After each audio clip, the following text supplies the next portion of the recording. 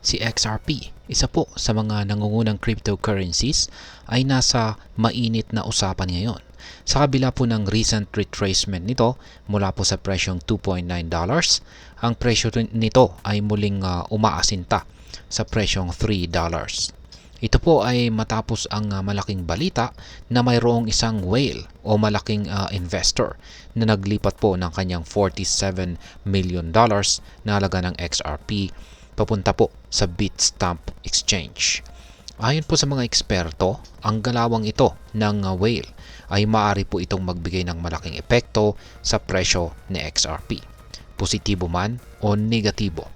Kaya ayan po ang siyang ating pag-uusapan sa video na ito. Pero bago po tayo magpatuloy, ay nais ko lamang po munang bigyang linaw ang aking disclaimer kung saan ang nilalaman po ng video na ito ay hindi po ito isang financial advice. For education and information purposes lamang po ang layunin nito. Yan, umpisaan po natin sa kung ano ang prediction ng mga analyst dito kay XRP. Yan, ayon po kay crypto analyst na si Justin Bennett. Ayan po. Si XRP ay may potensyal daw na pumalo sa $3.3 kung magpapatuloy po ang kanyang bullish trend. Yan, ipinakita po niya rito sa kanyang chart analysis na si XRP ay kasalukuyang nasa consolidation ng triangle. Ayan. Isang technical na pattern na madalas pong nagre-resulta sa malaking price breakout kapag ito po ay nabasag. Yan, pinapakita naman po niya rito yung kanyang projection. Yan po yung kulay red na arrow sign. Bukod dito ay sinabi naman ng analyst na si Credible Crypto na ang structure po ni XRP ay perfect at nagpapakita daw po ito ng tunay na momentum. Ayon sa kanya ay ang correction o pagbaba ng presyo sa $2.13 at hanggang $2.27 ay normal lamang. Ayan, normal lamang daw po ito at sa ganitong bullish trend. Kaya dagdag pa niya ay ito po ay magandang buying opportunity para sa mga gustong sumabay sa pag-angat ng presyo ni XRP. Ngayon ay ano naman po ang maaring maging epekto ng whale transaction kung saan ay umaabot po sa 47 million. Yan, $47 million. Ang paglipat po ng or pag-transfer ng whale ng kanyang 20 million XRP papunta kay Bitstamp, yan, or sa Bitstamp Exchange ay isa po itong malaking balita. At ang tanong ay bakit? Karaniwan, ang pag-transfer po kasi ng malaking halaga ng cryptocurrency sa exchange ay itinuturing po ito na bearish o negatibong signal. Ibig sabihin ay maaari pong magbenta kasi ang whale na siyang nagdudulot po ng pagbaba sa presyo dahil sa pagtaas ng supply sa market. Ngunit sa kabila po nito ay nananatiling optimistic ang mga analyst. Ayon po kay Dark Defender, ang kasalukuyang support levels ni XRP ay nasa presyong $2.13 at saka $2.27 kung saan ay patuloy po na napapanatili nito na kung saan ay nagpapakita po na nasa bullish territory pa rin itong si XRP.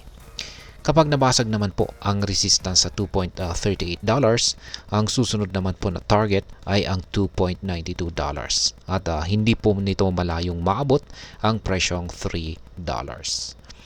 Ayan. Ngayon ay ano ba ang ibig sabihin ng $3 na price target para kay XRP?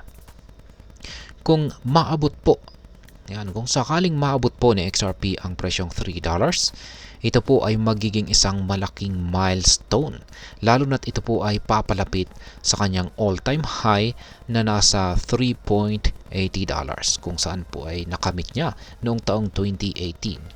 Ayon po sa mga analyst, ang mga sumusunod na kadahilanan ang siyang nagtutulak sa bullish sentiment nito. Una ay ang momentum ng market. Ang kabuuang market sentiment para sa altcoins ay nananatiling positibo, lalo na habang si Bitcoin ay patuloy na tumataas. Pangalawa ay ang confidence ng mga investors.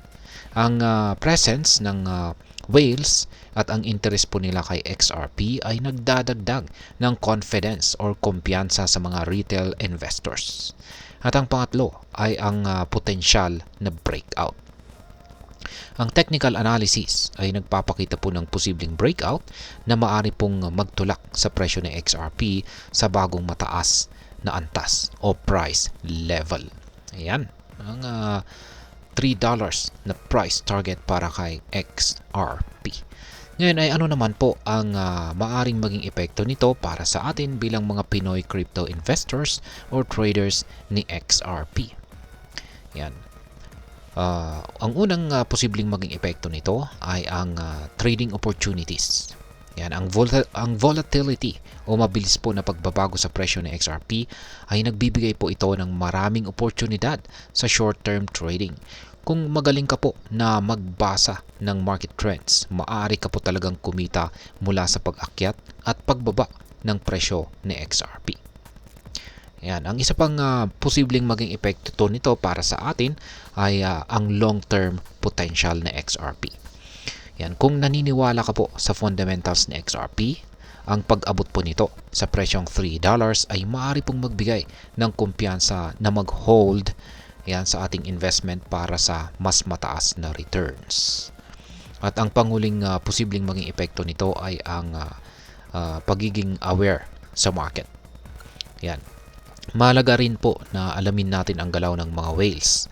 Ang pag-monitor po sa malalaking transaction ay higit na makakatulong sa pag-predict ng market movement. Ngayon ay ano naman po ang aking masasabi tungkol dito. Si XRP ay muli pong nagpapakita ng lakas sa market, kung saan ay sumasalamin sa patuloy na pag-angat ng interest sa cryptocurrency sa global scale. Ang pagkilos po ng mga whales ay nagpapakita na nananatili po silang interesado kay XRP. Isang malinaw na indikasyon na may nakikita po silang potensyal dito. Subalit bilang isang investor, mahalaga pa rin ang kailangan nating mag-ingat. Yan, laging alamin ang risk ng volatility at wag pong mag-invest nang hindi po natin kaya na mawala. Ang momentum po ng XRP ngayon ay promising, ngunit ang crypto market ay nananatiling unpredictable. Ngayon ay ano po ang dapat nating gawin bilang mga crypto investor? Kung ikaw po ay nag-iisip kung sasabay ka sa paggalaw ni XRP, ang una mong hakbang ay ang pag-aaral ng market trends at ang risk-reward ratio nito. Maaring ito ang pagkakataon mo upang kumita, ngunit siguraduhin ikaw ay handa at malinaw at may malinaw na plano. Sa XRP po ay nag-aasinta or parang sinusubukan po niyang akyatin ang presyong $3 at ito po ay patunay na ang crypto market ay patuloy na nagiging mas mainstream. Kaya't kung nais mo pong sumabay, ngayon po ang tamang panahon upang magplano at magdesisyon. At ayan, hanggang dito na lamang po tayo sa video na ito mga ka-crypto. Sana po ay inyong nagustuhan ang aking paliwanag sa video na ito. Kung inyo po itong nagustuhan, pag-i-click lamang po ang like button nito. Marami pong salamat sa panonood. Ingat po tayo lagi at God bless po sa ating lahat.